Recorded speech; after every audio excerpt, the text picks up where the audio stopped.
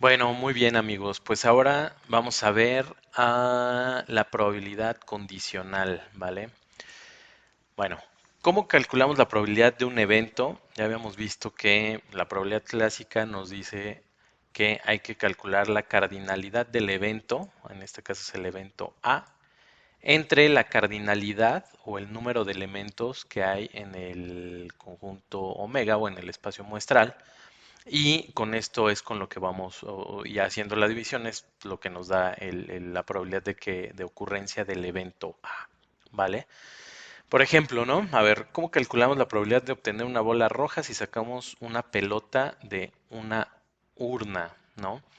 Y estamos definiendo nuestro evento, nuestro espacio muestral, como este conjunto, que hay dos bolas rojas, aquí noten que hay dos bolas rojas, hay una amarilla y hay una de otro color, magenta, por ejemplo, ¿no?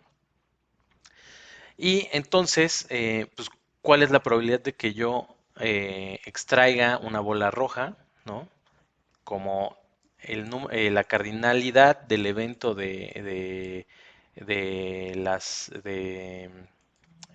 tener extraer una pelotita roja son dos, o sea, hay dos elementos que son rojos, que son pelotas rojas, y lo divido entre el número de elementos de omega, ¿no? O del espacio muestral, que son 4. Esto nos da 0.5, ¿vale? ¿Qué pasa si en lugar de querer extraer, o sea, si mi evento A, ¿no? Es extraer dos pelotitas, ¿no? Y quiero saber cuál es la probabilidad de extraer las dos pelotas rojas, ¿no?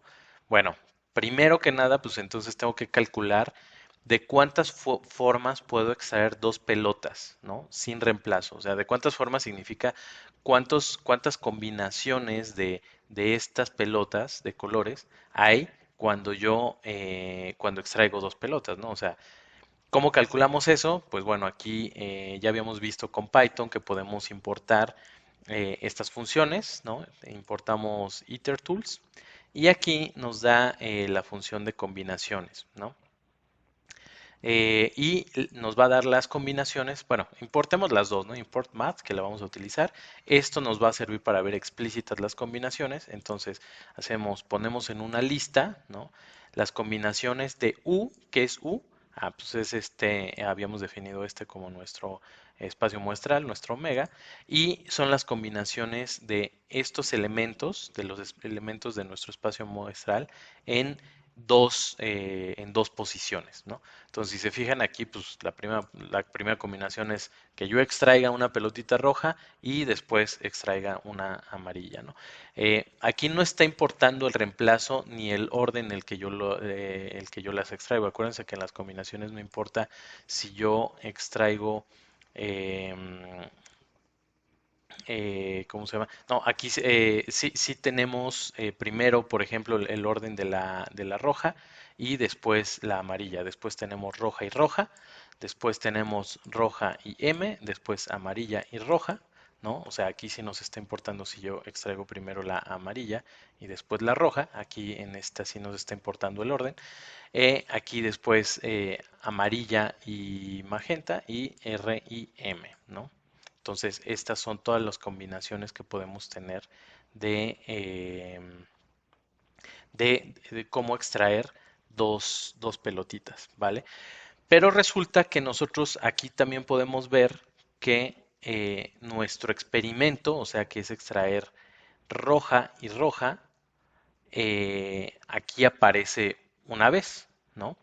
Entonces, aquí lo que estamos haciendo es dividir, ¿no? La cardinalidad, o sea, el número de veces que ocurre mi experimento, ¿no? O mi evento, y entre el número de total de ordenaciones o de ordenamientos que podemos tener, ¿no? Y eso nos da la probabilidad del evento A, ¿vale?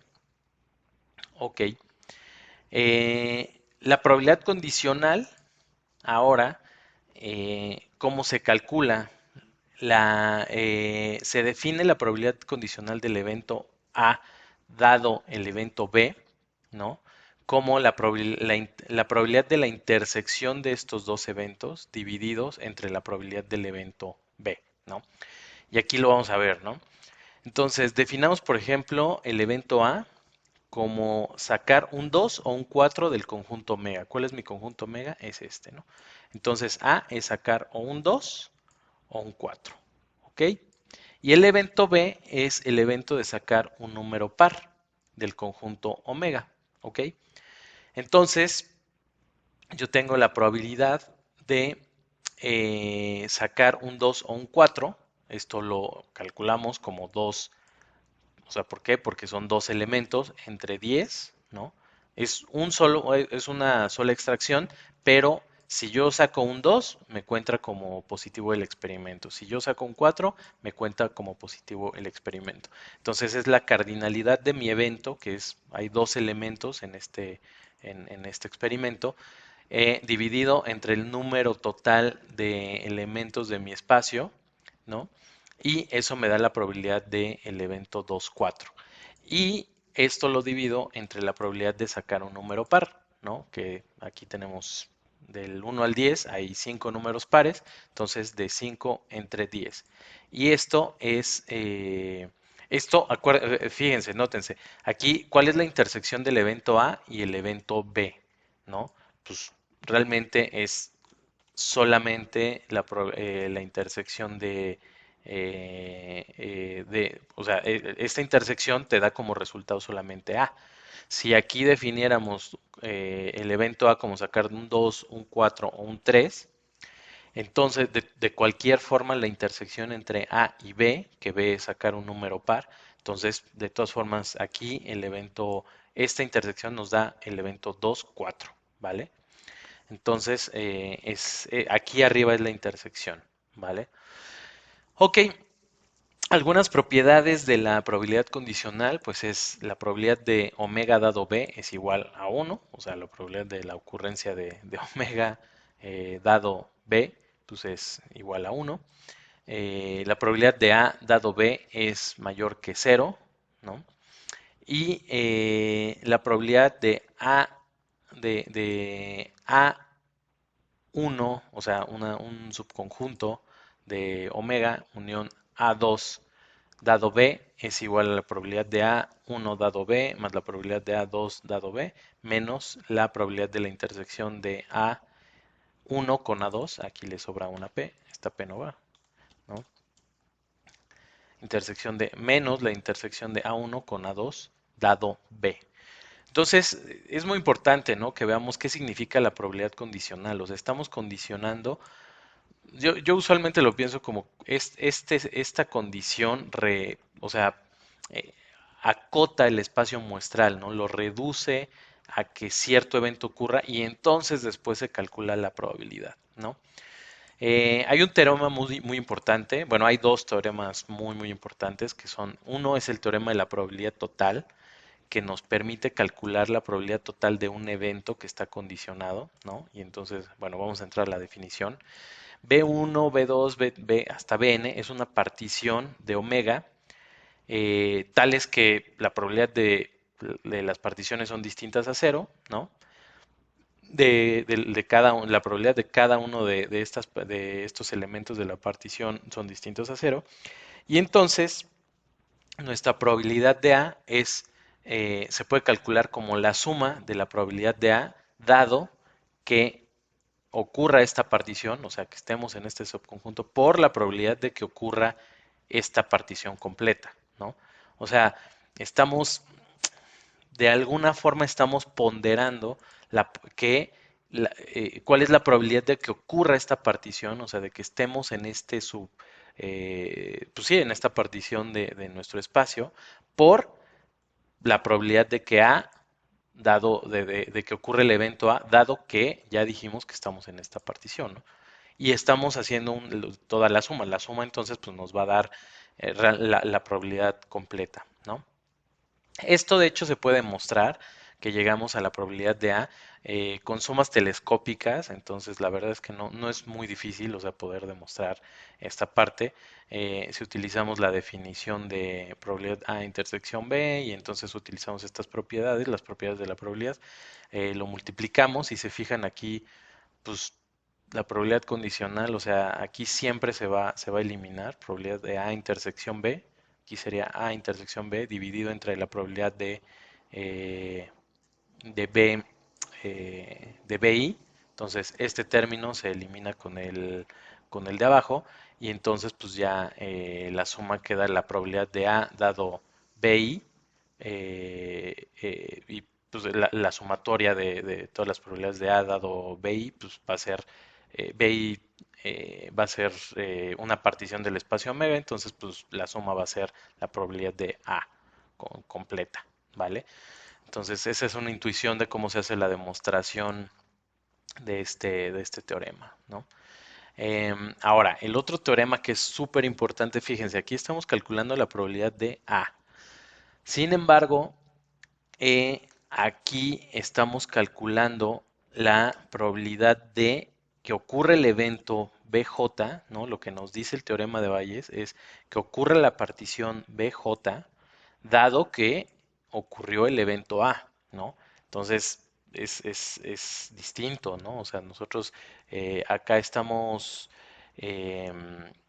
haciendo el cálculo de un evento, ¿no? Dado las particiones, y aquí estamos viendo que ocurra la partición, cierta partición, dado el evento A, ¿no?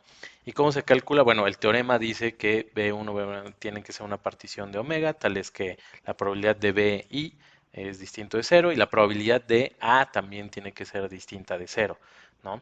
Entonces, la probabilidad de la partición BJ dado A se calcula de esta forma. La probabilidad de A dado BJ, ¿no? Por la probabilidad de BJ, ¿no? O sea, y todo esto dividido entre la sumatoria de la probabilidad de BI por la probabilidad de BI, ¿no? Entonces, este es este es el teorema de Bayes, ¿no? El famosísimo teorema de Bayes. ¿Para qué nos sirve este? Pues es muy útil, ¿no? Porque usualmente lo que tenemos es un evento, ocurrió un evento y entonces queremos ver la probabilidad de que ocurran cierto subconjunto de elementos de omega, ¿no? Entonces eso lo vamos a ver en el siguiente video mucho más claro. También, bueno, y en este abajo también lo vamos a ver. eh, para qué nos sirve el teorema de Bayes o cómo se ve el teorema de Bayes, ¿vale?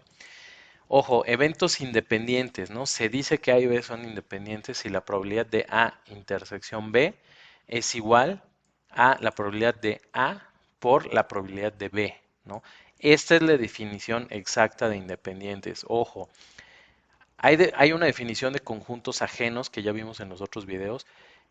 Eventos independientes no implica que sean eventos ajenos, ¿no?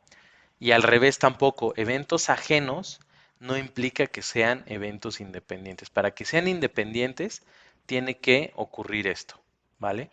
Aunque sean ajenos y la definición de ajenos es muy similar, bueno, o sea, se puede confundir, pero no hay implicación bidireccional de ambas definiciones, ¿vale?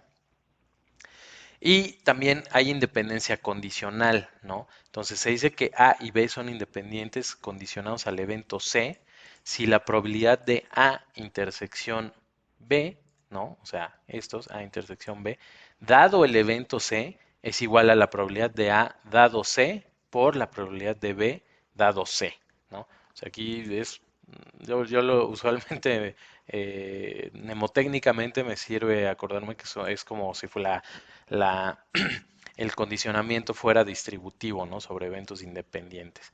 Entonces, esta se distribuye a cada uno de los elementos y entonces esta es la definición de independencia condicional, ¿vale? Ok, pues con la independencia, bueno, otro elemento importante y que se ve mucho también son los momios o odds, ¿no? Sobre todo en temas de las apuestas. Es muy interesante ver cómo se definen los momios, ¿no? Que es la probabilidad del evento A entre su complemento, ¿no? Cuando ustedes ven en pues sí, ya saben, en alguna de estas casas de apuestas, los momios, quiere decir esto es lo que están calculando, ¿no? Cuando dicen está 100-1, están eh, se dice que es la probabilidad, ¿no? Que está en favor de que ocurre el evento, ¿no? Ajá. O sea, este alfa es la probabilidad en favor de que sí ocurra el evento, ¿vale? Está 10 a 1 veces en favor de que sí ocurra el evento del momio, ¿no? ¿Vale? Entonces, para que, bueno, esto un poco más que como cultura general, pero bueno, está interesante como temas de probabilidad, ¿vale? Y eh, también en el tema de condicionamiento, pues está implícito un poco la parte de las funciones de densidades conjuntas, ¿no? ¿Por qué? Porque después, o sea, nosotros vamos a tener la probabilidad conjunta de dos eventos, pero también vamos a tener la probabilidad de que ocurra este evento dado el evento Y. Entonces, para calcular esa función de distribución, esa probabilidad marginal, pues vamos a tener que utilizar, por ejemplo, la densidad condicional, acá la estamos viendo, pues está definida eh, con probabilidad condicional, ¿de acuerdo? Pero para eso necesitamos una densidad conjunta. Entonces, ¿qué es una densidad conjunta? Pues es una función de probabilidad que tiene dos variables, ¿no? Y en dos variables aleatorias. Y entonces, pues es la probabilidad de que ocurra el evento X con igual a X pequeña y que Y sea igual a Y pequeña, ¿no? Entonces, esta es la función de densidad conjunto. Como se imaginarán, pues es también al tener una función de densidad conjunta, pues tenemos una función de distribución conjunta que lo que nos calcula es esto, es la probabilidad de que x, nuestra variable aleatoria, sea menor o igual a x pequeña, al valor que queremos calcular, y que y al mismo tiempo, esto tiene que ocurrir al mismo tiempo, ¿no? Por eso es conjunta, las dos variables aleatorias están tomando estos valores al mismo tiempo, ¿de acuerdo? Si son discretas, las variables aleatorias, pues entonces esto es la sumatoria sobre x y sobre y de la función de densidad, ¿están de acuerdo? Entonces es la suma en donde esté definida la función de densidad que sea menor a y o que sea menor y que sea menor a x también, ¿vale? Si son continuas, aquí como se imaginará, pues en lugar de tener sumatorias, aquí lo único es hay que cambiarle a integrales y entonces se deriva con respecto a u y con respecto a b, ¿no? Con respecto a las variables de interés, ¿ok? Entonces esa es la función de distribución conjunta, nos sirve para calcular probabilidades de variables aleatorias o de eventos aleatorios que ocurren al mismo tiempo, ¿vale? Entonces, pues, ¿qué es lo que pasa? Usualmente tenemos, bueno, esta es la función de probabilidad marginal o la función de densidad marginal. La marginal es cuando solamente eh, calculas la probabilidad sobre una de las variables aleatorias, ¿están de acuerdo? Pero aquí, fíjense que la marginal de x va a ser la función de densidad, pero calculada sobre el dominio de y. O sea, aquí estoy sumando todo lo que es y, todas las probabilidades de y, ¿no? ¿Y qué me va a quedar? Pues si aquí solo sumo y, ¿no? Aquí hago la suma de la función de densidad sobre ellas, pues entonces solamente me va a quedar x, ¿no? Como variable aleatoria aquí adentro de esta función, ¿no? O sea, pues aquí ya calculé todas las probabilidades que corresponden a este. Eso es un poco como el cálculo multivariado, ¿no? Si sumas sobre o si derivas sobre la otra variable, pues entonces ya te queda constante, ¿no? La otra. Entonces, en este caso estamos ya aquí sumando sobre las y, ¿no? La función de densidad nos va a quedar en función solamente sobre las x y así podemos, a partir de la función de distribución conjunta o de densidad conjunta, obtener la marginal de x, ¿vale? Y también lo mismo podemos hacer con la función de densidad, la marginal de y, ¿vale? Podemos obtener la función de densidad marginal de y sumando sobre las x, ¿vale? La densidad condicional, que es, pues es la función de densidad de x, dado que ocurre el evento y, ¿no?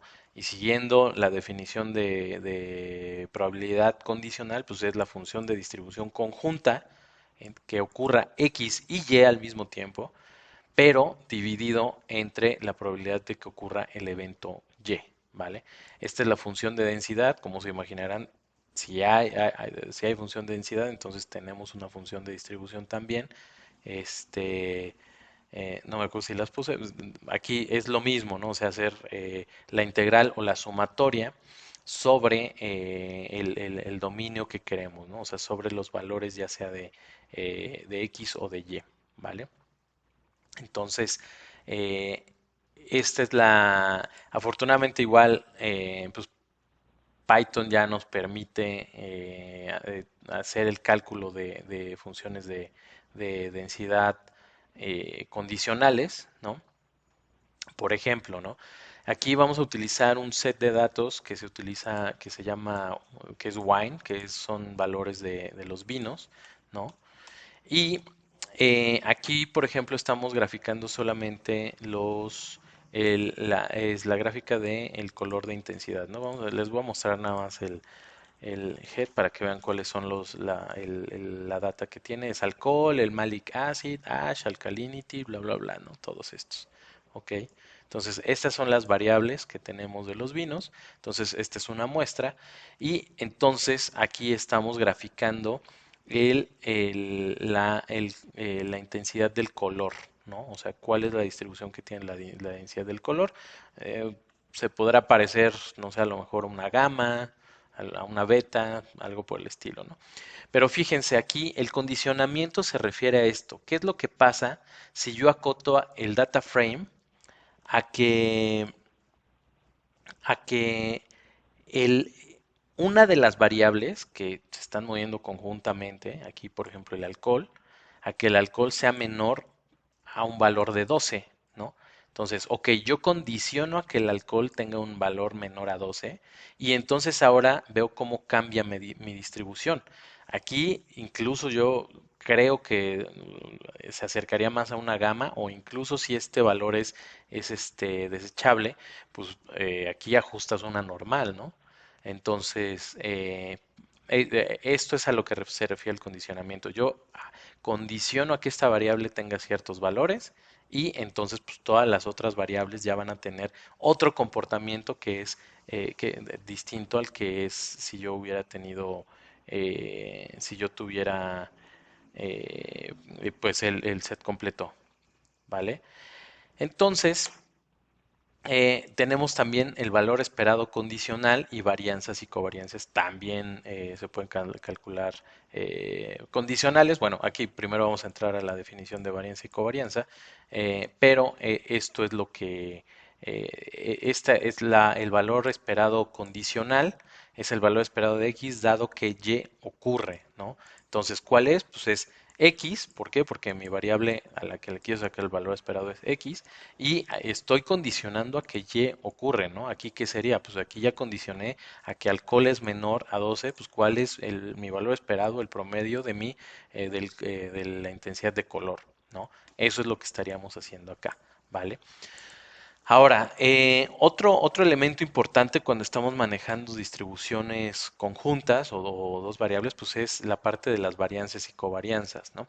La covarianzas entre X y Y es cómo se mueve o cómo, sí, pues cómo se mueven en conjunto las dos variables, ¿no? Se define exactamente de esta forma, ¿no? Es el valor esperado de X menos el valor esperado de X por Y menos el valor esperado de Y, ¿vale? Y esto igual se demuestra, es manejo algebraico, que es el valor esperado de XY, o sea, de la conjunta, menos el valor esperado de la marginal de X y de la marginal de Y, ¿vale?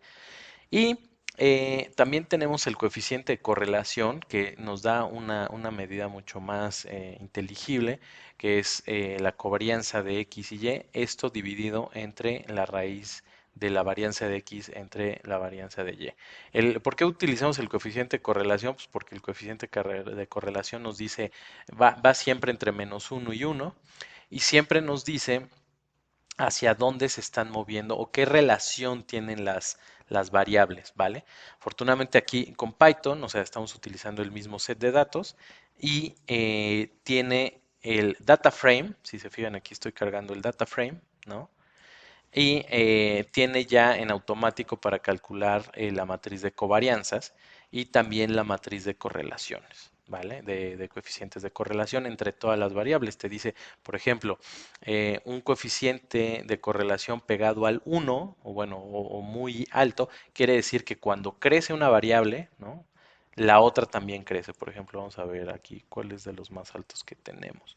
¿No? Si se fija en la diagonal siempre es 1 porque es la correlación de esa variable con ella misma, ¿no? Aquí, por ejemplo, la intensidad de color tiene un punto 5, bueno, fíjense aquí, el Proline tiene un punto 6 con el alcohol, ¿no? Entonces quiere decir que crece, entre más alto sea el valor de alcohol, también va a ser más alto el Proline. No tan alto como el valor de alcohol, pero va a ser más alto, ¿no? Si hay una relación negativa, pues entonces entre más alto sea uno, más chico va a ser el otro, ¿no? Y aquí podemos armar un heatmap, ¿no?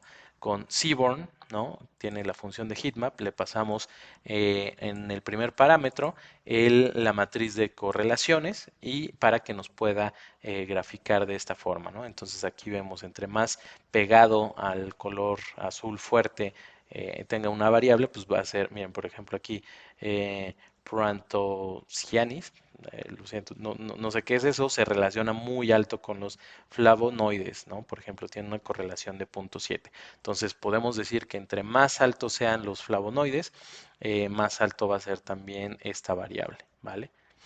Muy bien.